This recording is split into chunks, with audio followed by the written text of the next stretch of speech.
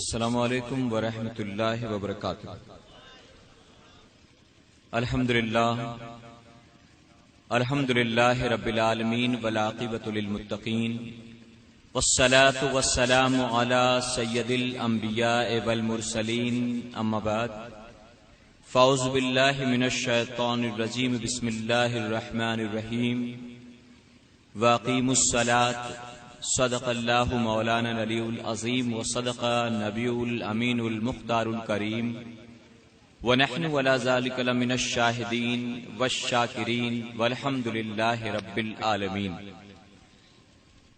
وعدہ توحید کے متوالو، شمع رسالت کے پروانوں، غوث و خواجہ اور رضا کے چاہنے والوں، آئیے سب سے پہلے ہم اور آپ نہایت ہی ادب اور احترام کے ساتھ اپنے اور ساری کائنات کے مرکز عقیدت جناب محمد رسول اللہ صلی اللہ تعالی علیہ وسلم کی بارگاہ بے کس پناہ میں جس طرح سے میں آپ کو پڑھاؤں، میرے ساتھ مل کر بآواز بلند ہدیہ غلامی درود و سلام کے انداز میں پیش کریں۔ پڑھیں الصلاۃ والسلام علیک یا رسول اللہ، الصلاۃ والسلام علیک یا حبیب اللہ،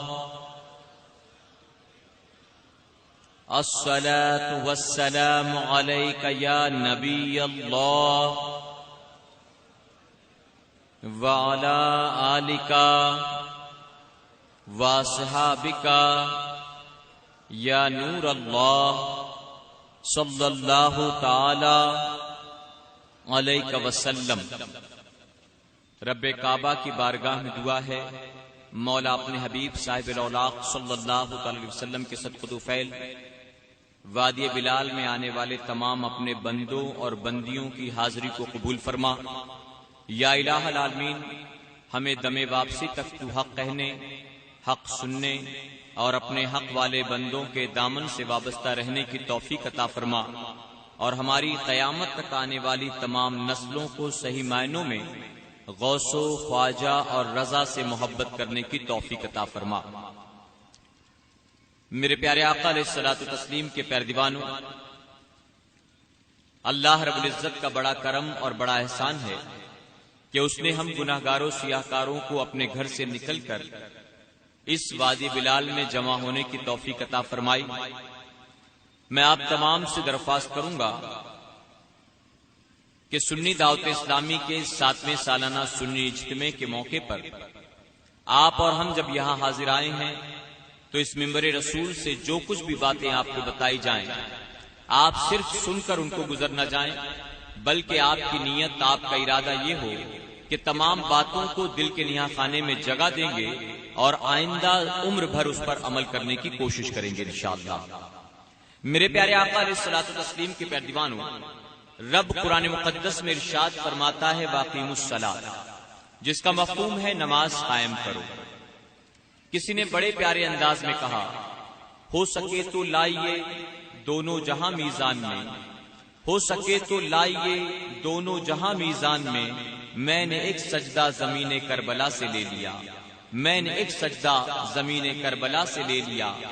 میرے پیارے آقا علیہ الصلوۃ والتسلیم کے پیارے دیوانوں، اللہ رب العزت نے قرآن مقدس میں اپنے بندوں کو نماز قائم کرنے کا حکم عطا فرمایا، لیکن اگر ہم اور آپ اپنے گریبان میں جھانک کر دیکھیں تو پتہ یہ چل جائے گا کہ آج کے دور کا مسلمان سب سے زیادہ نماز ہی کے معاملے میں کاہلی اور سستی سے کام لیتا نظر آ رہا ہے۔ ہم نے آپ کے جھارکھنڈ کی سرزمین پر اکثر ایسے لوگوں کو بھی دیکھا جنہوں نے چہرے پر داڑھیاں تو سجا لی ہیں، لیکن اس کے باوجود انہیں نماز پڑھنے کی توفیق نہیں ہوتی۔ ان کے نزدیک داڑھی کا رکھ لینا آسان ہے، لیکن اللہ کے سجدے کرنا بڑا مشکل ہے۔ میرے پیارے آقا علیہ الصلوۃ والتسلیم کے پیارے دیوانوں، علماء فرماتے ہیں کہ رب تبارک تعالیٰ نے قرآن مقدس میں 1-2 مرتبہ نہیں بلکہ تقریباً 300 مقامات پر اپنے بندوں کو نماز کا حکم عطا فرمایا ہے۔ تقریباً 300 مقامات پر اللہ نے بندوں کو نماز کا حکم عطا کیا، لیکن بندے ہیں کہ نماز ہی کے معاملے میں سب سے زیادہ کاہلی سے کام لے رہے ہیں۔ ہم اللہ کے بندے ہیں، وہ ہمارا رب ہے، ہمارا معبود ہے، وہ ہمارا رزاق ہے۔ ہونا تو یہ چاہیے کہ اللہ نے اگر کسی بات کا حکم دیا تو بندگی کا حق تو یہ ہے ایک بار حکم ہو جائے تو بندہ پوری زندگی اس پر عمل کرے۔ مولا نے ایک دو مرتبہ نہیں بلکہ 300 مقامات پر اللہ نے نماز کا حکم عطا فرمایا، لیکن بندے نماز پڑھتے نظر نہیں آتے۔ میرے پیارے آقا علیہ الصلوۃ والتسلیم کے پیروانوں، دنیا کے تمام کاموں کے لیے آج ہمارے پاس وقت ہے، اگر وقت نہیں ہے تو اللہ کے سجدوں کے لیے وقت نہیں ہے، دن رات میں 5 مرتبہ کھانے کے لیے وقت ہے، چائے کے لیے وقت ہے، سگریٹ کے لیے وقت ہے، سیر و تفریح کے لیے وقت ہے، دوست احباب کے پاس جانے کے لیے وقت ہے، شادی بیاہ میں شرکت کے لیے وقت ہے، بازار میں جانے کے لیے وقت ہے، اپنے کاروبار کے لیے وقت ہے، ہر کام کے لیے ہمارے پاس وقت ہے۔ اگر وقت نہیں تو اللہ کے سجدوں کے لیے ہمارے پاس وقت نہیں ہے۔ میرے پیارے آقا علیہ الصلوۃ والتسلیم کے پیروانوں، اللہ کے محبوب جناب محمد رسول اللہ صلی اللہ علیہ وسلم ارشاد فرماتے ہیں کل بروز قیامت اللہ تبارک تعالیٰ اپنے بندوں سے سب سے پہلے نماز ہی کا حساب لے گا۔ سب سے پہلے اگر کوئی سوال کیا جائے گا تو کچھ اور نہیں ہوگا بلکہ نماز کا سوال کیا جائے گا۔ کیا ہم نے آپ نے کبھی اس کے حوالے سے غور کیا؟ کیا کبھی ہم نے آپ کی اس کے بارے میں تیاری کی؟ آج کے دور میں نہ مرد نماز پڑھتا نظر آ رہا ہے نہ عورتیں نماز پڑھتی نظر آ رہی ہیں، دونوں طرف معاملے کاہلی اور سستی کے۔ میرے پیارے آقا علیہ الصلوۃ والتسلیم کے پیروانوں، والدین نماز نہیں پڑھتے اور وہ یہ تمنا کرتے ہیں کہ ہماری اولاد نمازی بن جائے، ہمارا بچہ نمازی بن جائے۔ ہم نے یہاں گھوم گھوم کر دیکھا، نماز پڑھنا تو بہت دور کی بات ہے، نماز کے شرائط کا جاننا، نماز کے فرائض کا جاننا، نماز کے واجبات کا جاننا، ارے دین کی یہ تمام باتیں تو بہت دور کی بات ہے۔ آج کے دور میں اکثریت ان لوگوں کی ہے جن کو 5 کلمے بھی یاد نہیں ہیں۔ اگر آپ کلمہ پوچھو مسلمان سے تو ہو سکتا ہے پہلا سنا دے، کچھ اور لوگ ہوں گے جو دوسرا سنا دے، علاوہ اس کے جواب ملتا نظر نہیں آتا۔ اے سرکار مدینہ علیہ الصلوۃ والتسلیم کے پیروانوں، اپنے دین کے حوالے سے ہمیں کوئی نالج نہیں ہے، اپنے دین کے حوالے سے ہمیں کوئی معلومات نہیں ہے، اور یہی وجہ ہے آج تیزی کے ساتھ جو مسلمان، آج تیزی کے ساتھ خوش عقیدہ سنی جو بدعقیدہ ہو رہا ہے، گمراہوں کے چنگل میں آ رہا ہے، گستاخوں کے چنگل میں آ رہا ہے۔ اس کی وجہ کیا ہے؟ آج ہم سے سوال پوچھتا ہے کوئی بدعقیدہ، تم جو نظر و نیاز کرتے ہو یہ نیاز کا کرنا کہاں سے ثابت ہے بتاؤ؟ یہ جو تم مزار پر جاتے ہو مزار پر جانا کہاں سے ثابت ہے بتاؤ؟ یہ جو تم عرس مناتے ہو یہ عرس منانا کہاں سے ثابت ہے بناؤ؟ یہ تم جو محرم مناتے ہو یہ محرم کا منانا کہاں سے ثابت ہے بتاؤ؟ آج کے دور کا بدعقیدہ، آج کے دور کا گمراہ ہم سے اس طرح کے سوال کرتا ہے اور جواب ہمارے پاس کچھ بھی نہیں ہے۔ اور یہی وجہ ہے کہ آج ہمارا اپنا بھائی ہم سے ٹوٹ کر غیروں کے چنگل میں جا رہا ہے۔ آج ہمارا وہ بھائی اولیاء اللہ سے جو کل تک محبت کرتا تھا، جو اللہ کے محبوب سے محبت کرتا تھا، آج وہ اولیاء اللہ سے محبت نہیں کرتا، نبی کی شان میں گستاخی کرنے والوں کے ساتھ اٹھتا بیٹھتا ہے۔ آخر وجہ کیا ہے؟ علم دین کی دوری کی بنیاد مسلمان آج اسلام سے باہر ہو رہا ہے، علم دین کی دوری کی بنیاد آج کے دور کا خوش عقیدہ سنی بدعقیدہ ہو رہا ہے۔ میرے پیارے آقا علیہ الصلوۃ والتسلیم کے پیروانوں، یہ نظر و نیاز کے مسائل، یہ فاتحہ خوانی کے مسائل، یہ 11ویں 12ویں کے مسائل، یہ اللہ کے ولیوں کے عرس کے منانے کے مسائل، یہ مزارات پر چادر اور حاضری کے مسائل تو بہت دور کی بات ہے۔ جنہیں 5 کلمہ بھی یاد نہ ہو، آپ بتاؤ آخر ان کا فیوچر کیا ہے؟ آپ بتاؤ ان کا مستقبل کیا ہے؟ میرے پیارے آقا کے پیروانوں، ابھی آپ بلبل باغ مدینہ سے جنازے کی نماز کے حوالے سے مسائل سماعت فرما رہے تھے۔ فرمایا گیا کسی کے باپ کا انتقال ہو تو اس کے جنازے کی نماز پڑھانے کا حق اس کے بیٹے کو ہے، وہ سب سے پہلے جنازے کی نماز پڑھائے۔ آج کتنی اولاد ایسی ہے، کتنے والدین ایسے ہیں جنہوں نے اپنے بیٹے کو یہ طریقہ سکھایا ہے، جنہوں نے اپنے بیٹے کو اس لائق بنایا ہے۔ ارے دیکھا تو یہ جاتا ہے، آبادی والے جنازہ لے کر پہنچتے ہیں قبرستان میں، تمام لوگ کھڑے ہو جاتے ہیں سب بنا کر، لیکن بیٹا دور کھڑا ہوتا ہے۔ مسجد سے امام صاحب آ کر نماز پڑھاتے ہیں۔ اے مصطفیٰ پیارے کے دیوانوں، ایک جگہ سے مجھے فون آیا، جانتے ہو مسئلہ پوچھنے کے لیے، یو پی کے ایک گاؤں سے کسی نے فون کیا مسئلہ پوچھنے کے لیے، اور مسئلہ بہت زیادہ پیچیدہ نہیں تھا، بالکل آج روزمرہ کی زندگی میں آنے والی بات ہے۔ جانتے ہو کیا مسئلہ؟ انہوں نے سوال کیا، ہمارے علاقے کے جو امام صاحب ہیں وہ اس وقت چھٹی پر گاؤں گئے ہوئے ہیں، وہ 2 دن کے بعد آئیں گے، ہمارے یہاں انتقال ہو گیا ہے ایک شخص کا، اب اس کے جنازے کی نماز کیسے پڑھائی جائے؟ ہم میں سے کوئی ایسا نہیں ہے جو جنازے کی نماز پڑھا سکتا ہو، اب ہم کیا ٹیپ ریکارڈ کے ذریعے کیسٹ بجا کر جنازے کی نماز پڑھ سکتے ہیں؟ اللہ اللہ اکبر. آپ سوچو کیسا دور آ گیا. میرے پیارے آقا کے پیارے دیوانو، اگر کسی کے گھر میں بچہ پیدا ہو تو وہ ضرورت تو کہا جاتا ہے، حکم اس بات کا ہے کہ اس کے بچے کے کان میں اذان دی جائے، بچے کے دائیں کان میں اذان دی جائے، بائیں کان میں اقامت یعنی تکبیر کہی جائے. آپ بتاؤ تو صحیح، آج جس کے گھر میں بچہ پیدا ہوا ہے، بچہ 10 سال کا ہونے کے بعد کسی کو نہیں ہوتا، 12 سال میں کوئی باپ نہیں بنتا، 13-14 سال میں کوئی باپ نہیں بنتا، بلکہ باپ جب بنتا ہے کوئی تو 16-17 سال کا ہوتا ہے.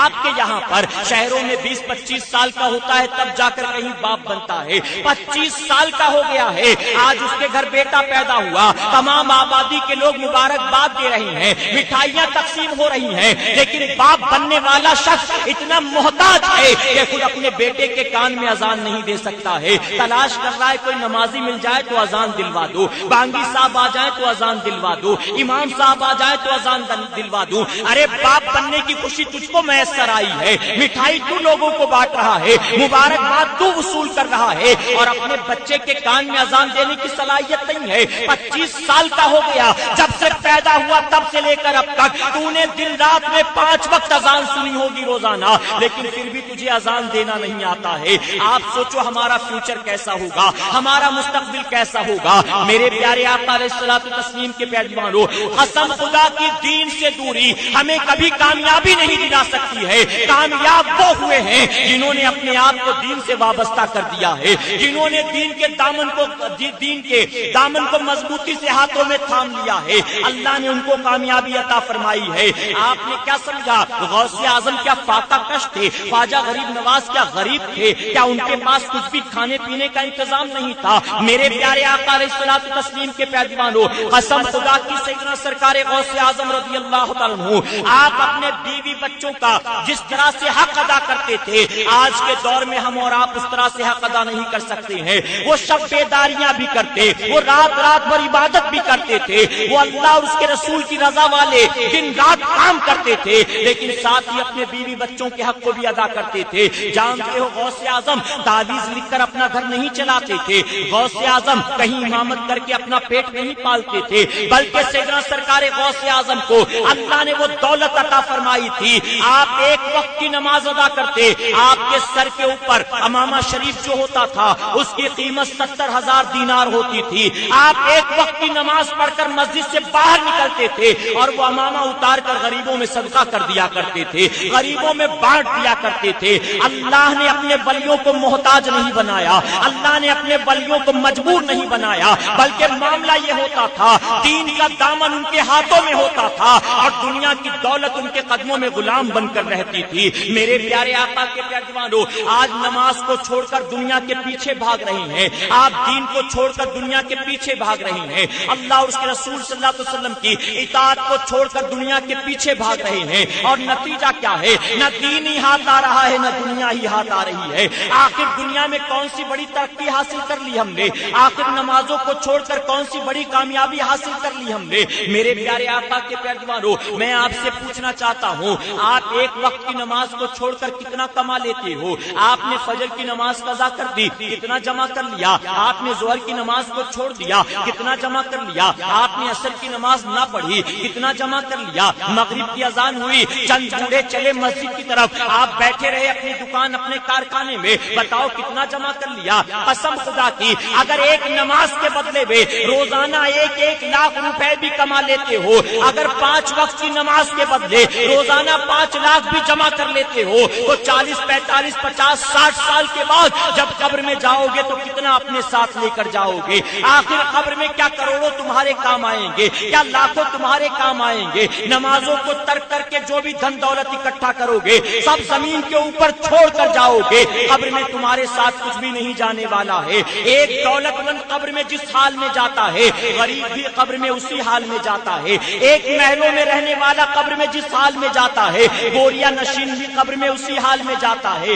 آپ کے قریب قبرستان ہے، جا کر دیکھو اور عبرت حاصل کرو. اس قبرستان میں نہ جانے کتنے لکھ پتی کروڑ پتی قبر کے اندر ہے، منو مٹی کے نیچے ان کو دبا دیا گیا ہے. آج سورج جب آگ اگلتا ہے، آج زمین جب شعلے اگلتی ہے، ہم اپنے آپ کو بچانے کی بڑی کوشش کرتے ہیں، اپنی حیثیت کے مطابق اپنے آپ کو بچا بھی لیتے ہیں، لیکن بعد مرنے کے جب ہمارے پورے جسم جسم کو اس مٹی کے حوالے کر دیا جائے گا، سورج شعلے اگلے گا، زمین تپے گی، ہم کہاں بھاگ کر جائیں گے؟ بتاؤ قبر میں ہمیں کون بچائے گا اس گرمی سے؟ قبر میں ہمیں کون بچائے گا اس تپش سے؟ اے سرکار مدینہ علیہ الصلوۃ والتسلیم کے پیروانوں، بہت سے دولت مند ایسے بھی ہیں جن کے گھر میں بھی اے سی ہوتی ہے، گھر میں بھی ایئر کنڈیشن لگا ہے، دفتر میں بھی ایئر کنڈیشن لگا ہے، کار میں بھی ایئر کنڈیشن لگا ہے، بنا اے سی کے وہ زندہ نہیں رہ سکتے ہیں۔ میں نہیں کہتا کہ مت استعمال کرو اس کا، اللہ نے تم کو حیثیت دی ہے، استعمال کرو، اللہ کی یہ بھی نعمت ہے۔ میرے پیارے آقا علیہ الصلوۃ والتسلیم کے پیروانوں،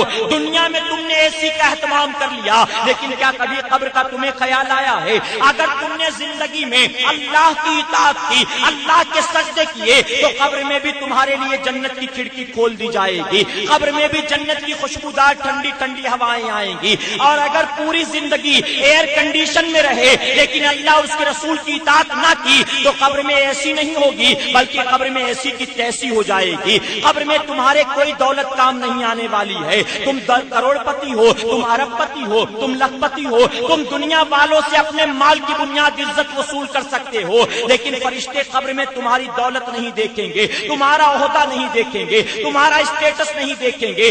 اگر نیک ہوئے تو قبر کو حد نظر تک کشادہ کر دیا جائے گا، اگر نیک ہوئے تو قبر میں جنت کا بچھونا بچھا دیا جائے گا، اور اگر تم نے اللہ اور اس کے رسول کی اطاعت نہ کی ہوگی تو تمہیں قبر کے عذاب سے کوئی نہیں بچا سکتا ہے۔ اے سرکار مدینہ علیہ الصلوۃ والتسلیم کے پیروانوں، ہماری آپ کی کیا اوقات؟ وہ سکندر جس نے پوری دنیا کو فتح کیا، جانتے ہو جب سکندر دنیا سے رخصت ہوا اس نے وصیت کی، مجھ کو جب قبر میں دفن کرنے لگنا میرے دونوں ہاتھ کفن سے باہر نکال دینا۔ لوگوں نے کہا شریعت کا حکم تو یہ ہے ہاتھ کفن کے اندر ہونے چاہیے، آخر ہاتھ باہر کیوں نکلوانا چاہتے ہو؟ تو سکندر نے کہا میں قیامت تک آنے والے انسانوں کو دکھانا چاہتا ہوں، میں نے پوری زندگی گزار دی دنیا کمانے میں، پوری زندگی لگا دی دنیا فتح کرنے میں، لیکن قبر میں گیا تو خالی ہاتھ گیا ہوں، تم اپنے ساتھ قبر میں کیا لے کر جاؤ گے؟ میرے پیارے آقا علیہ الصلوۃ والتسلیم کے پیروانوں، ہمارے بہت سارے بھائی یہاں پر ایسے ہیں جو شہروں میں نوکری کرتے ہیں،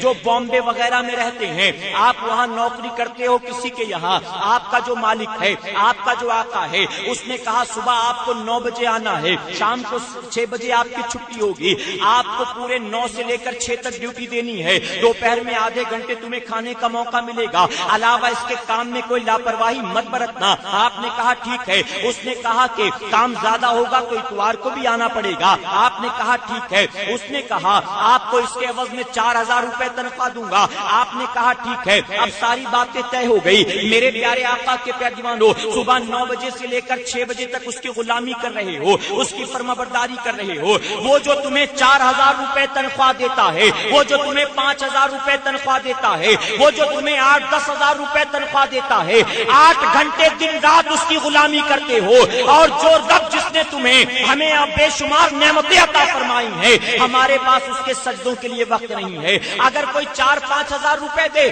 8 گھنٹے غلامی کرو اور خوشی محسوس کرتے ہو، اور مولا جس نے انگنت نعمتیں عطا فرمائی ہیں، ہمارے پاس اس کے سجدوں کے لیے وقت نہیں ہے۔ اگر اللہ تبارک تعالیٰ نے دن رات میں 12 گھنٹے ہم پر نماز فرض کر دی ہوتی، ہم کیا کر سکتے تھے؟ 8 گھنٹے نماز فرض کر دی ہوتی، ہم کیا کر سکتے تھے؟ 6 گھنٹے نماز فرض کر دی ہوتی، ہم کیا کر سکتے تھے؟ یہ اس کریم کا کرم ہے کہ اس نے 12 یا 8 یا 10 گھنٹے نماز فرض نہیں کی، بلکہ دن رات میں ہمیں اللہ نے 5 وقت اپنے سجدے کا حکم عطا فرمایا ہے۔ دن رات میں 24 گھنٹے ہوتے ہیں، 24 گھنٹے میں 5 وقت میرا سجدہ کر لو۔ اگر ہم اور آپ 5 وقت سجدہ کریں تو کتنا ٹائم جائے گا، کتنا وقت خرچ ہوگا؟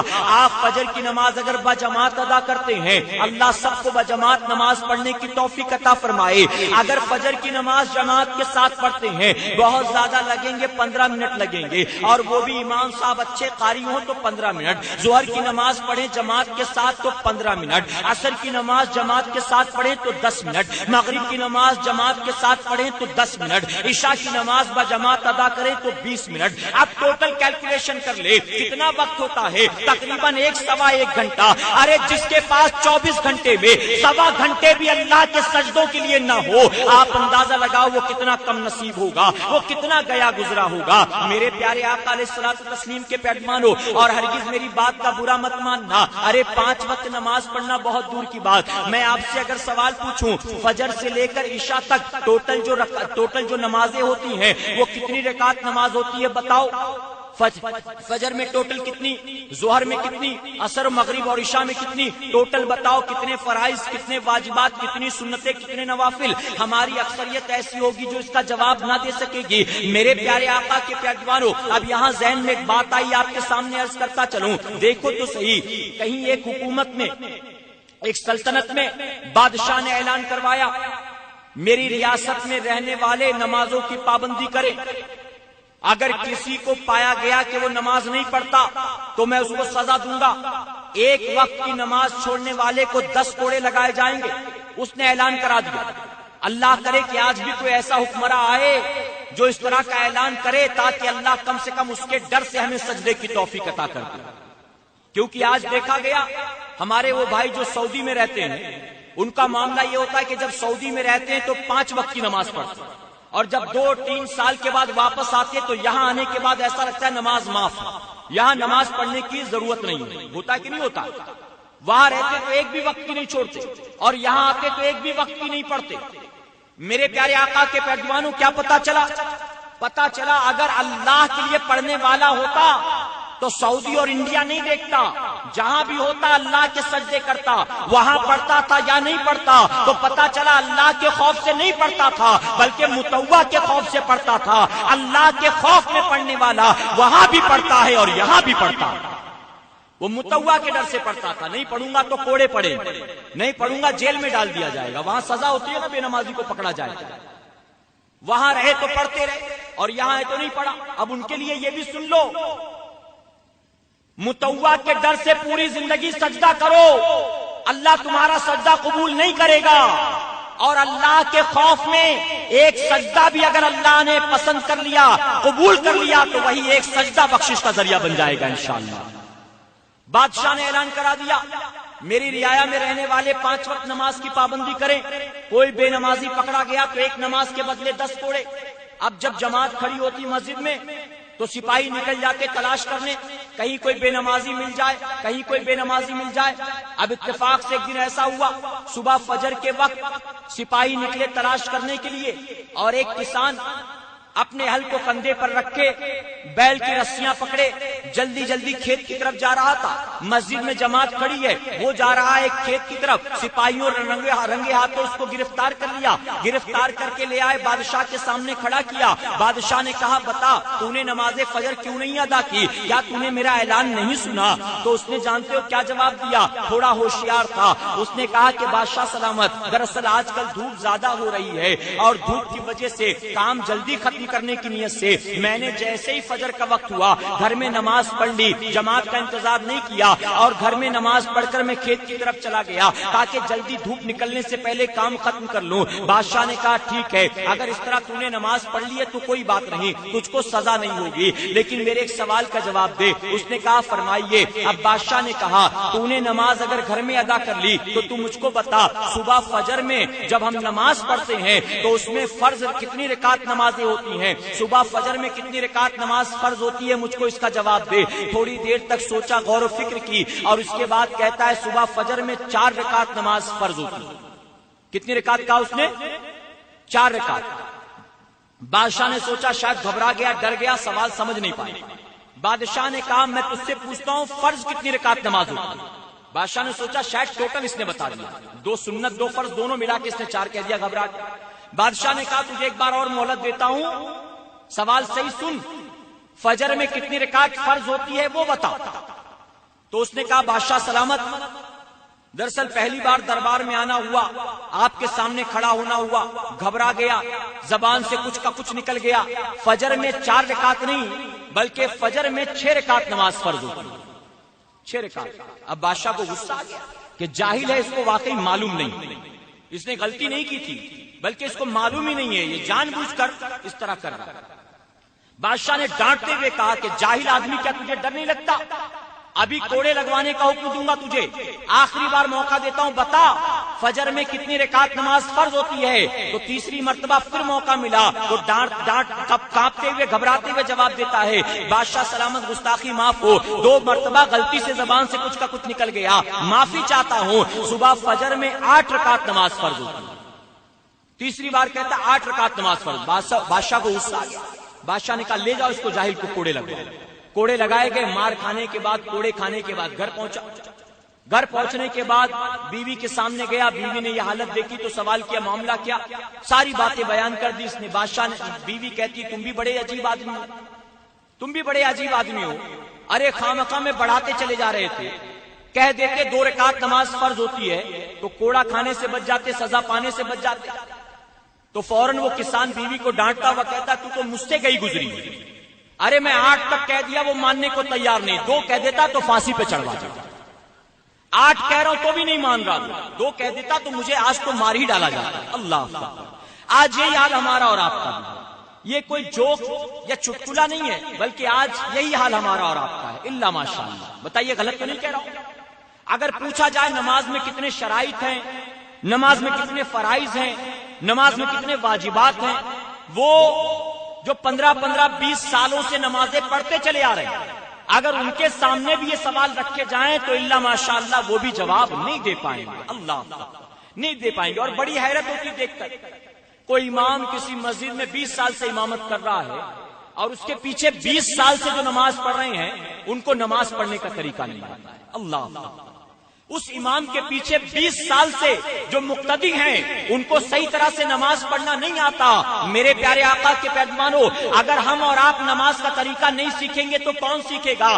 دیکھ کر بڑی حیرت ہوتی ہے۔ بابا رام دیو نے ایک بار کہا تھا اس طرح سے جو ناخن گھسیں گے ان کے بال سفید نہیں ہوں گے، ٹی وی میں اس نے یہ اسٹیٹمنٹ دیا تھا، تو ہم نے اس کا نتیجہ یہ دیکھا کہ اس کی اس بات کو سننے کے بعد صرف غیر مسلم یا اس کے اپنے ماننے والے اس طرح سے ناخن نہیں گھس رہے تھے، بلکہ ہم نے بہت سارے مسلمانوں کو دیکھا وہ بھی اس طرح ناخن گھس رہے تھے تاکہ بال سفید نہ ہو، ہمارے بال کالے رہیں۔ ارے سن لو اے مصطفیٰ پیارے کے دیوانو، اگر کوئی ایسا انسان جو ہمارے مذہب کا ماننے والا نہیں، ہمارے دین کا ماننے والا نہیں، وہ کہہ دے تم یہ کام کرو تمہیں کامیابی مل جائے گی، یہ کام کرو تمہاری خوبصورتی بڑھ جائے گی، یہ کام کرو تم ہمیشہ جوان رہو گے، تو ہم اور آپ بے چوں چرا اس کی بات کو تسلیم کر لیتے ہیں۔ اور میرے آقا نے فرمایا تم اللہ کے سجدے کرو، اللہ تمہیں دونوں جہاں میں کامیابی عطا فرمائے گا، اللہ دونوں جہاں میں تمہیں کامیابی عطا کرے گا۔ تو مصطفیٰ پیارے کی بات نہیں مانتے، اپنے نبی کی اطاعت نہیں کرتے، اور اگر کوئی غیر کہتا ہے تو اس کی فوراً فرمانبرداری کرتے ہیں۔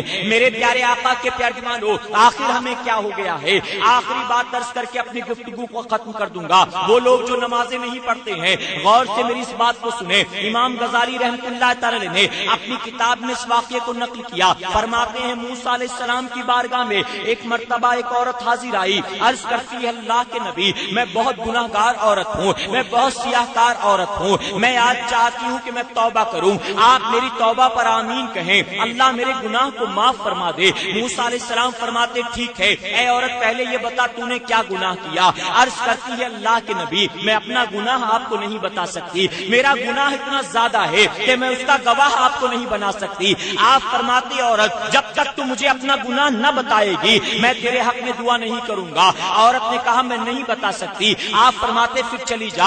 آخر کار وہ عورت کہتی ہے آپ سننا چاہتے ہیں تو سنیں میں نے کون سا گناہ کیا۔ میرے پیارے آقا علیہ الصلوۃ والتسلیم کے پیروانو، عورت روتے روتے عرض کرتی ہے اے اللہ کے نبی میں جس آبادی میں رہتی تھی میری وہاں بڑی عزت تھی، لوگ مجھے احترام کی نظروں سے دیکھا کرتے تھے، ایک مرتبہ شیطان مجھ پر غالب آیا، میں اپنے نفس پر کنٹرول نہ کر سکی اور میں نے ایک نوجوان لڑکے کو زنا کی دعوت دی، اس نے میری دعوت کو قبول کیا، ایک جگہ چھپ کر ہم نے یہ حرام کاری کی، ایک جگہ چھپ کر ہم نے اللہ کی نافرمانی کی، زنا کرنے کے بعد وہ نوجوان اپنے راستے ہو لیا، میں اپنے گھر چلی گئی، ہم نے نفسانی خواہشات کو پورا تو کر لیا، لیکن کچھ دنوں کے بعد مجھے احساس ہوا کہ اس زنا کی بنیاد اب میرے حمل ٹھہر چکا ہے، اب میں حاملہ ہو چکی ہوں، اب میں پریشان تھی کروں تو کیا کروں، میں نے جو کچھ بھی کیا اس کا کوئی گواہ نہیں، لیکن اب جیسے جیسے جیسے وقت گزرتا چلا جائے گا میرا حمل ظاہر ہو جائے گا، لوگوں کو پتا چل جائے گا میں بن بیاہی ماں بن چکی ہوں۔ اللہ اکبر،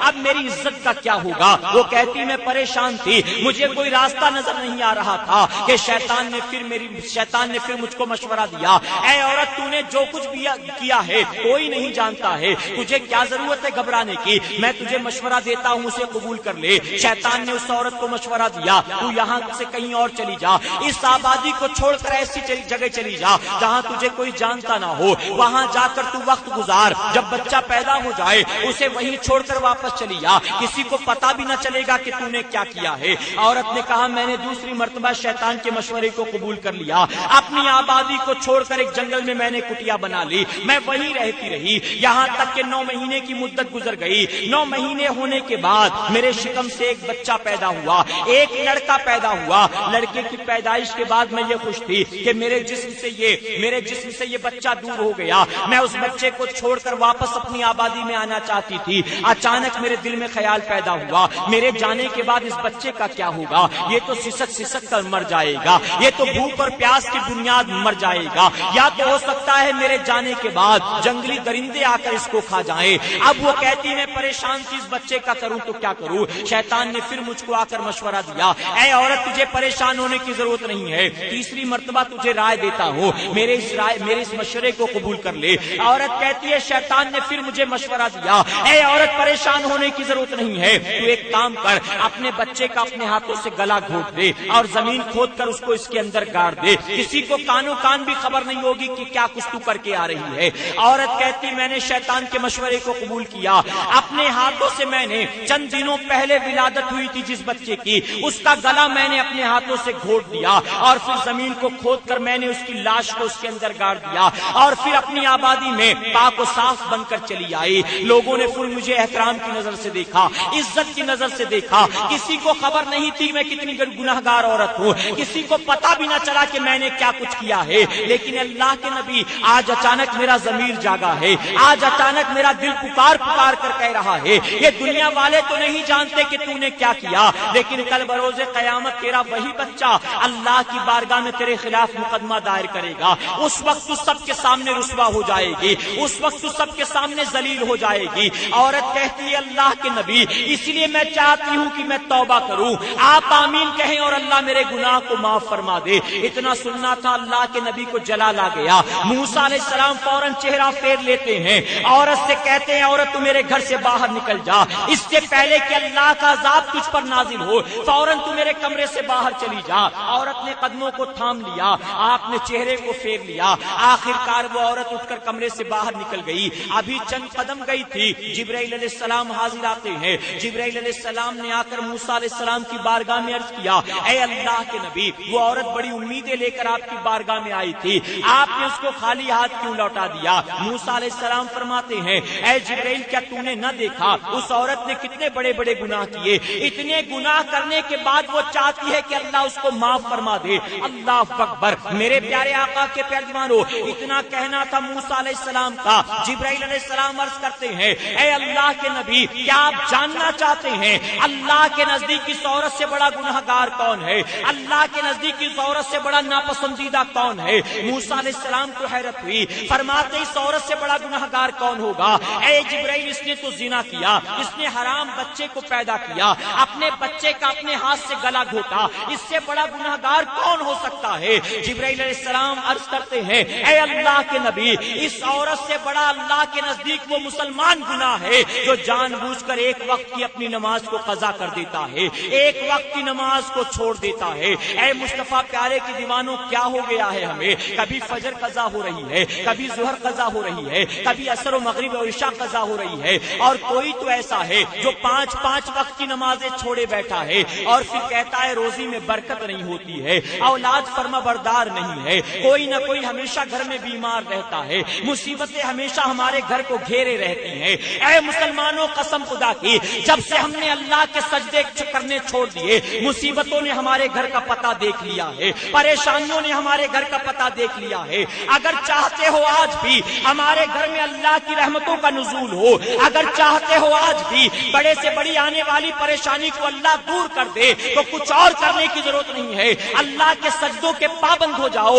آج ہم روتے ہیں اللہ ہمارے حال کو دیکھ, اللہ ہمارے حال کو دیکھ. رب فرماتا ہے بندے اپنے اعمال کو دیکھ, بندے اپنے اعمال کو دیکھ. قسم خدا کی جب تک اعمال اچھے تھے ہمارا حال بھی اچھا تھا, اعمال برباد ہوئے تو حال بھی خراب ہو گیا, ہم بھی برباد ہو گئے. آخری بات عرض کر دوں گا میرے پیارے آقا علیہ الصلوۃ والتسلیم کے پیروانوں, ہماری بہنیں بغور سن لے. حضرت جنید بغدادی رضی اللہ تعالیٰ عنہ ہے, آپ فرماتے ہیں مجھے آج بھی وہ عورت یاد ہے.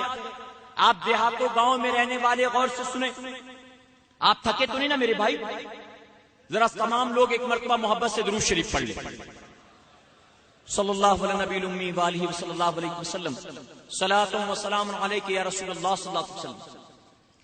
جنید بغدادی رضی اللہ تعالیٰ عنہ ارشاد فرماتے ہیں مجھے آج بھی وہ خاتون یاد ہیں. میں 7 سال کا بچہ تھا, میں نے دیکھا ایک اللہ کی نیک بندی نماز پڑھ رہی ہے. آپ فرماتے میں دیکھ کر حیران تھا, وہ نماز پڑھ رہی ہیں اور ایک بچھو ہے ان کے پیروں میں ڈنک مار رہا ہے. فرماتے 1-2 مرتبہ نہیں, اس بچھو نے ان کے پیروں میں 7 مرتبہ ڈنک مارا.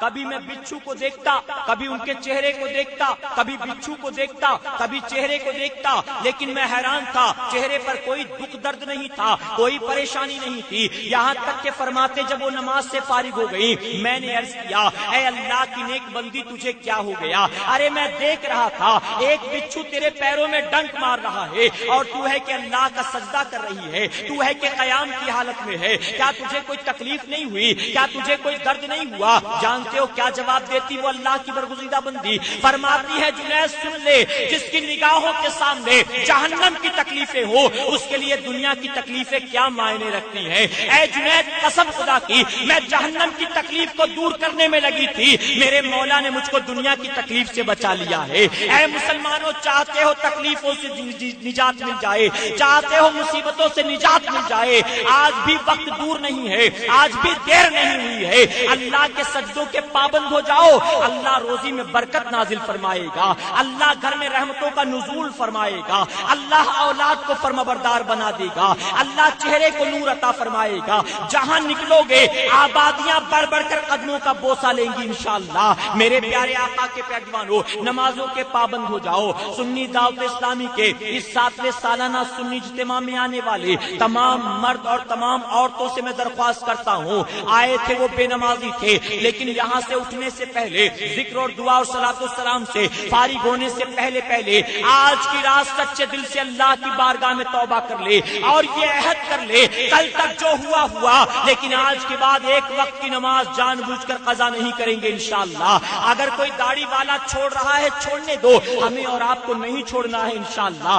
اگر کوئی جبہ اور دستار والا ہماری نگاہ کے سامنے نماز نہیں پڑھتا ہے, جانے دو, محشر میں اسے جواب دینا ہوگا, ہمیں جواب نہیں دینا ہے, ہمیں تو اپنا جواب دینا ہوگا. ہمیں چاہیے ہم نماز کی پابندی کریں. بہت سے لوگ یہ کہتے ہیں فلاں نہیں پڑھتا اس لیے میں بھی نہیں پڑھتا, اور آج کل تو بہت سے پیر بھی ایسے بنے بیٹھے ہیں, پیر صاحب ہی نماز نہیں پڑھتے ہیں تو مریدوں سے نماز کی کیا امید کی جائے؟ ماں باپ نماز نہیں پڑھتے ہیں, اولاد سے نماز کی کیا امید کی جائے؟ شوہر نماز نہیں پڑھتا ہے, بیوی سے نماز کی کیا امید کی جائے؟ ہمیں چاہیے کہ ہم توبہ کر لیں. اللہ کے محبوب جناب محمد رسول اللہ صلی اللہ علیہ وسلم ارشاد فرماتے ہیں وہ شوہر جنتی ہے, وہ شوہر جنتی ہے, وہ شوہر جنتی ہے جو نماز فجر کے لیے اپنی بیوی کو جگایا کرتا ہے. اور آگے آقا فرماتے ہیں وہ بیوی جنتی ہے, وہ بیوی جنتی ہے, وہ بیوی جنتی ہے جو نماز فجر کے لیے اپنے شوہر کو جگایا کرتی ہے. کاش اللہ ایسا کرے, ہر گھر میں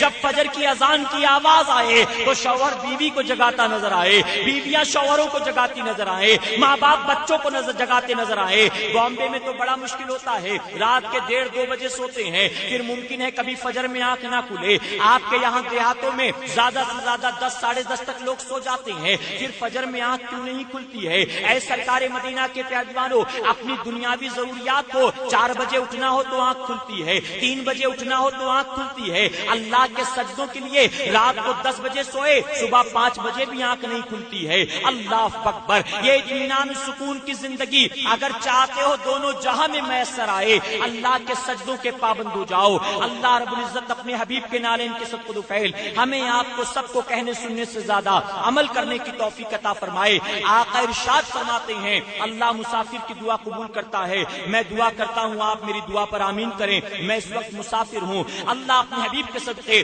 وادی بلال میں آئے ہوئے اپنے تمام بندوں اور بندیوں کو نماز پنجگانہ کی توفیق عطا فرمائے۔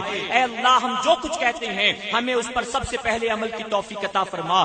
یا الہ العالمین، وادی بلال میں ہونے والے اس 7ویں سالانہ سنی اجتماع کو اپنی بارگاہ میں قبول کر کے اسے میدان محشر میں ہمارے اور ہمارے والدین کی بخشش اور نجات کا ذریعہ بنا۔ وما علینا الا البلاغ۔ درمیان خطاب مجھ سے جانے انجانے میں کوئی غلطی خامی ہو گئی، آپ تمام کو اور ممبر رسول پر جلوہ افروز علماء کرام کو گواہ بنا کر میں سچے دل سے توبہ کرتا ہوں، اللہ میری توبہ کو قبول۔ السلام علیکم ورحمۃ اللہ وبرکاتہ۔